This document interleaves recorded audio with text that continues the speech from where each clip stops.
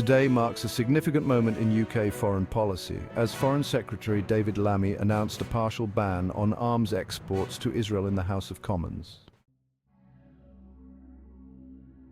The move comes as tensions in Gaza continue to escalate, with violence intensifying and the humanitarian crisis deepening.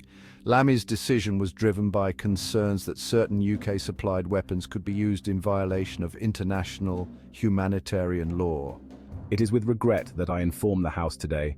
The assessment I have received leaves me unable to conclude anything other than that for certain UK arms exports to Israel, there does exist a clear risk that they might be used to commit or facilitate a serious violation of international humanitarian law. The partial ban impacts around 10% of the UK's arms exports to Israel, including offensive weapons such as fighter jets, drones and helicopters. The UK government has made it clear that this is a temporary measure, but it represents a symbolic and politically charged move as the Gaza conflict drags on. To understand the significance of this decision, it's important to take a step back and look at the history of UK-Israel relations. The UK has long been one of Israel's key international allies, maintaining strong military and diplomatic ties. Arms exports have always been a sensitive topic, with concerns regularly raised about how these weapons might be used in the volatile Middle East region. Over the years, human rights groups and political figures have consistently urged the UK government to reconsider its arms sales to Israel, particularly during times of conflict. This latest decision is a direct response to that pressure and comes at a time when the international community is increasingly scrutinizing Israel's actions in Gaza. Netanyahu, who has been in power for a significant period, is now facing one of the most challenging moments of his political career.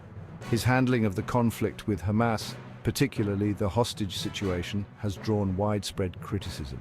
Even US President Joe Biden has weighed in, holding Netanyahu partly responsible for the breakdown of negotiations with Hamas over the release of hostages. This raises a critical question. What are Netanyahu's options now?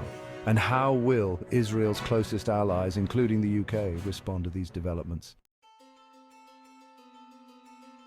While the UK's decision to halt some arms exports is largely symbolic, affecting only around 10% of total arms exports, it is a clear message to Israel. This is not the first time the UK has suspended arms exports to a country involved in conflict. Similar measures were taken in the past when there were concerns over potential breaches of international law, such as during the conflicts in Yemen and Saudi Arabia.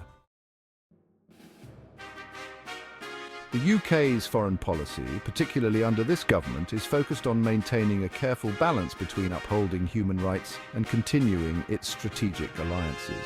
While the UK has suspended certain arms exports, Lammy was clear in his remarks that Israel remains a key ally. Let me be clear, Israel remains an important friend of the UK.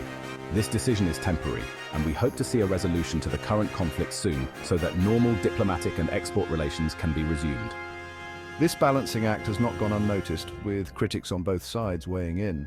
Some argue that the UK should have gone further and imposed a full arms embargo, while others believe the suspension was unnecessary, especially given Israel's status as a key ally in the region. Within the UK, the decision has sparked reactions from across the political spectrum. Labour MPs have generally welcomed the move, though some are pushing for more stringent measures. Former Labour leader Jeremy Corbyn, who recently formed a pro-Gaza group with other independent MPs, has long called for a complete halt to arms sales to Israel. His supporters argue that the partial ban doesn't go far enough. There is a real concern that this ban could damage the UK-Israel relationship at a time when cooperation is crucial in combating terrorism and promoting stability in the Middle East. On the other hand, there are those within the Labour Party, as well as the opposition, who believe that the UK should be cautious about taking too hard a stance against Israel, considering its importance as a regional ally. The international response to the UK's partial ban has been mixed. While some nations have praised the UK for taking a stand on humanitarian grounds, others see it as a purely political move, designed to appease domestic audiences and avoid further criticism from human rights groups.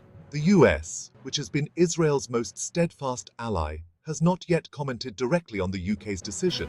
but tensions between President Biden and Netanyahu have been evident in recent weeks. Biden's personal criticism of Netanyahu's handling of the hostage crisis highlights the strain in their relationship. So where does this leave UK-Israel relations? The partial arms ban is temporary, but it marks a significant moment in the ongoing Gaza conflict. The UK government will review the situation in the coming weeks and months, and much will depend on how the conflict evolves. For now, Israel faces a difficult road ahead, both in managing the situation in Gaza and dealing with increasing diplomatic pressure from its allies. Netanyahu's government is already dealing with internal protests, a general strike, and international criticism. The question remains, how will Israel navigate these challenges, and will the UK and other allies increase their diplomatic and economic pressure?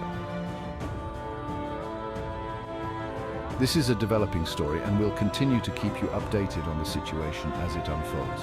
Let us know in the comments what you think of the UK's partial arms ban on Israel. Should the UK government have gone further, or was this the right move?